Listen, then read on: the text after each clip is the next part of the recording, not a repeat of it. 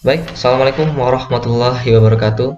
Perkenalkan, nama saya Deva Triawan dengan NIM 8020180031. Di sini saya akan menjelaskan secara singkat bagaimana proses penginstalasian Git dan bagaimana cara penggunaannya. Nah, sebelum kita masuk ke pembahasan, di sini saya akan menjelaskan sedikit mengenai apa itu yang Git. Git merupakan sebuah aplikasi yang digunakan untuk mengontrol versi dari suatu dokumen. Git juga bertugas untuk mencatat setiap perubahan pada suatu dokumen. Dengan menggunakan Git ini, kita bisa melihat histori dari dokumen tanpa harus menyimpannya dengan banyak nama yang nantinya dapat membingungkan kita. Lalu dengan aplikasi Git ini, kita tidak perlu lagi membuat banyak file seperti revisi skripsi di Word contohnya. Kita hanya cukup membuat satu file, kemudian nanti kita akan inisialkan projectnya.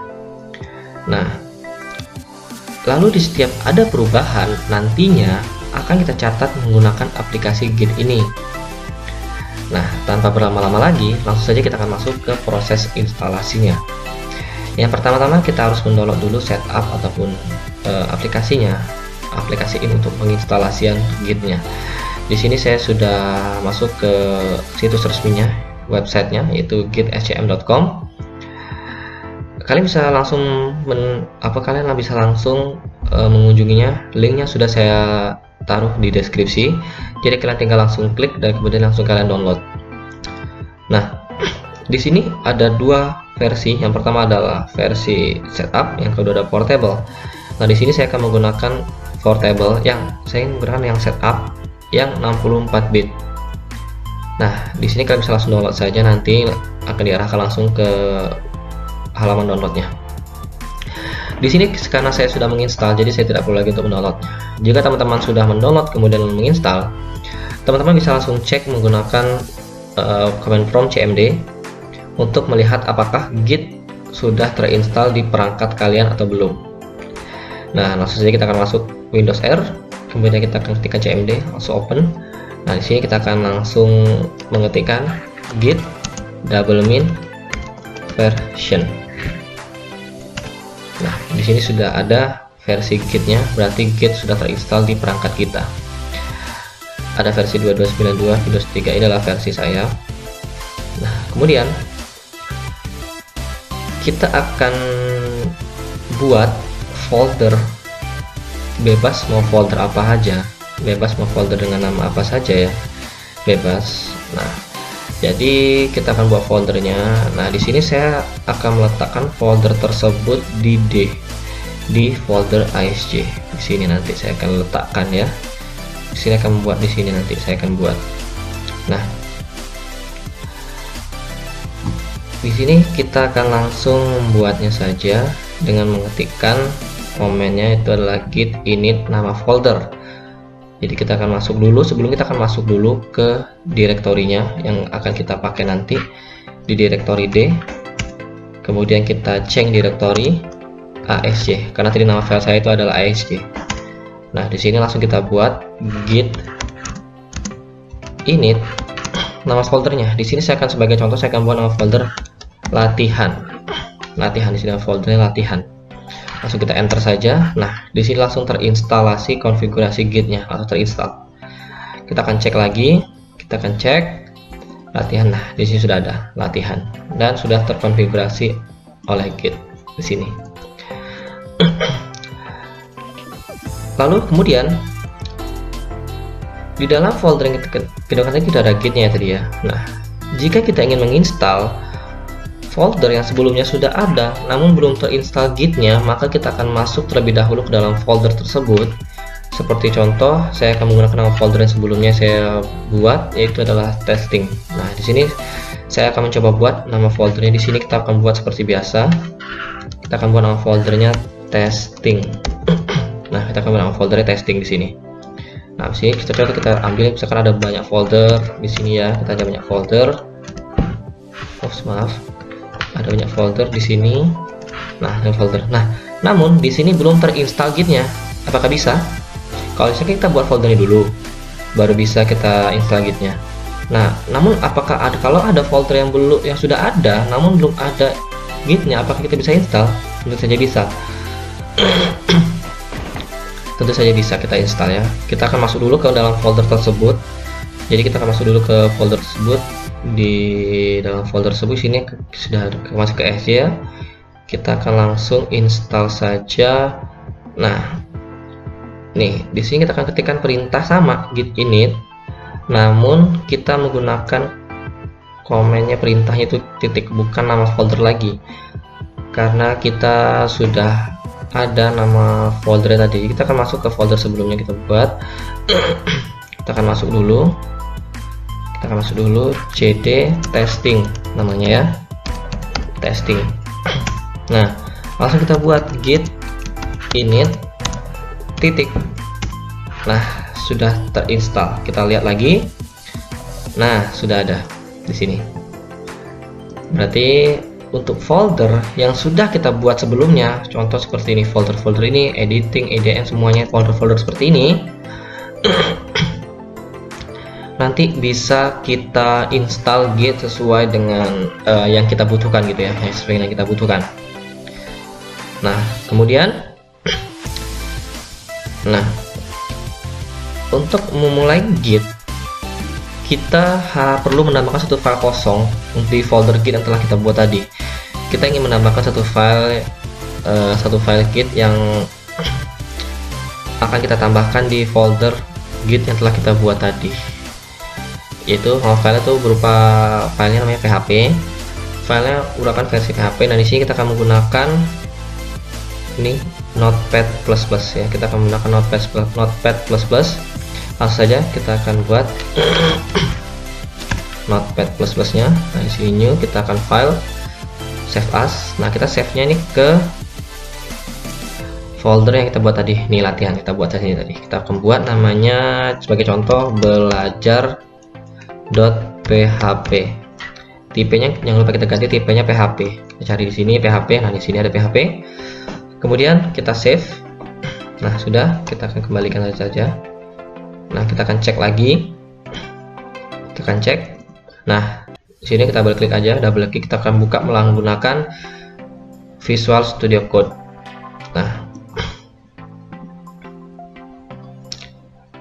kemudian kita akan isi coding ataupun terserah kita akan isi apa. Kita akan membuat, ini sebagai contoh saya akan membuat saya sedang belajar git. Nah, saya akan buat saya sedang belajar git. Kemudian kita save, lalu kita akan buka menggunakan komen git status. Di sini kita akan buka menggunakan komen git status ya. Di sini kita akan buat git status. Nah, ingat, kita perhatikan tadi kita berada di folder di directory testing. Apakah bisa? Tentu saja tidak bisa, karena yang kita gunakan tadi, yang kita isi filenya itu di latihan. Jadi jangan kita buat, jadi kita akan kembalikan dulu menggunakan change directory double titik. Nah, langsung kita akan masuk ke CD latihan. Nah, sudah, kita akan masuk. Nah, sudah masuk, baru kita akan buat git status. Nah, di sini sudah ada belajar.php yang kita buat tadi, namun file tersebut masih unstruct. File tersebut ya, file tersebut masih unstruct. Jadi tugas git ini akan mendeteksi apakah ada file yang belum di tracking oleh gitnya sendiri. Di sini git mengetahui ada file baru namun belum di tracking oleh git. Untuk men-tracking file tersebut, kita akan tambahkan kita akan tambahkan perintah git add nama file tersebut, nama filenya ya. Kita akan tambahkan git nama filenya. Kita akan masukkan git add, nama filenya itu adalah latihan belajar ya, belajar.php. Nah, jika sudah, kita akan cek lagi statusnya ya. Kita akan cek lagi git status. Nah, dari unstruct tadi kita sudah mengubahnya menjadi unstack. Jadi file tersebut sudah terbaca oleh gitnya. Jadi new file belajar.php. Jadi kita ada file baru namanya belajar.php. Nah, di sini kita hanya baru menambahkan satu file saja, filenya saja. Di sini kita hanya menambahkan filenya saja ya. Di sini kita hanya menambahkan filenya saja. Namun, kemudian jika kita ingin menyimpan, kita akan menggunakan command git commit. Ini commit pertama. Nah, git commit ini digunakan untuk menyimpan perubahan yang terjadi pada git. Kita cek lagi ya, kita akan membuat dulu. Namanya kita akan membuat dulu git commit ya. Git commit min m dikutip 2 ini commit pertama. Nah, kita enter saja. Nah, di sini sudah satu file diganti dan satu file ditambahkan. Jadi kita akan cek lagi, kita akan cek lagi menggunakan git status ya. Kita akan menggunakan git 1, kita cek lagi git status. Nah, clean. Berarti file yang kita buat tadi belajar.php itu sudah tersimpan gitu. Jadi akan kosong gitu. Jadi tidak ada lagi file dan tidak ada file lagi baru dan perubahan di repository kita. Nah, sekarang misalnya coding di dalam file belajar PHP yang kita buat tadi, kita tambah lagi coding atau sesuatu. Nah, kita cek lagi, kita tambahkan lagi ya, kita coba tambahkan lagi. Di sini bebas kita mau tambahkan apa. Nah, ini bebas kita tambahkan. Nah, kita cek lagi git statusnya. Nah, di sini ada pemberitahuan modified gitu. Ini akan memberikan modified gitu. Nah, di sini Git memberitahu kita bahwa ada modifikasi di dalam file belajar PHP ini. Nah, di sini Git meminta kita untuk apakah kita ingin mengupdate, menyimpan plus mengupdate, atau kita tidak ingin merubah modify tadi. Berarti kita tidak jadi untuk mengubah perubahan tadi. Itu kita bisa menggunakan use git add untuk menyimpan atau mengupdate file yang kita buat tadi, atau git restore nama file untuk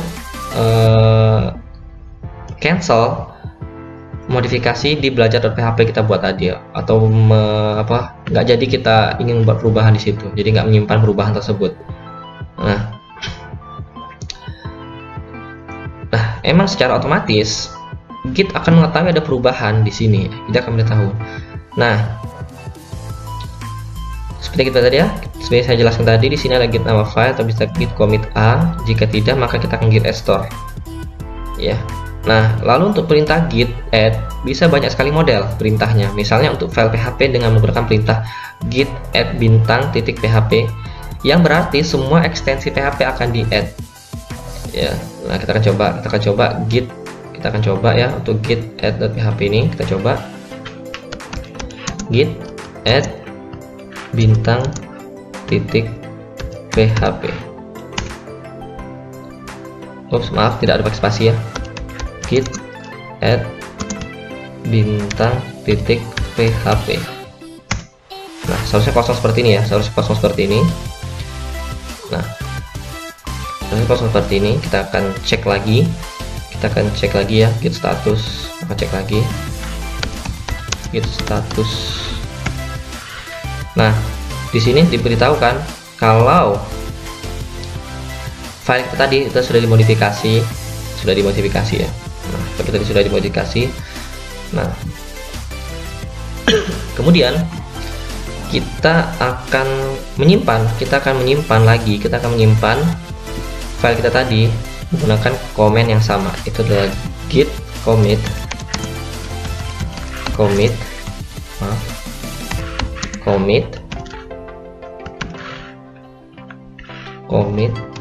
ini revisi. Coba, ini ada revisi, berarti kita ketik di sini, ini ada revisi. Ini ada revisi. Nah, langsung kita enter.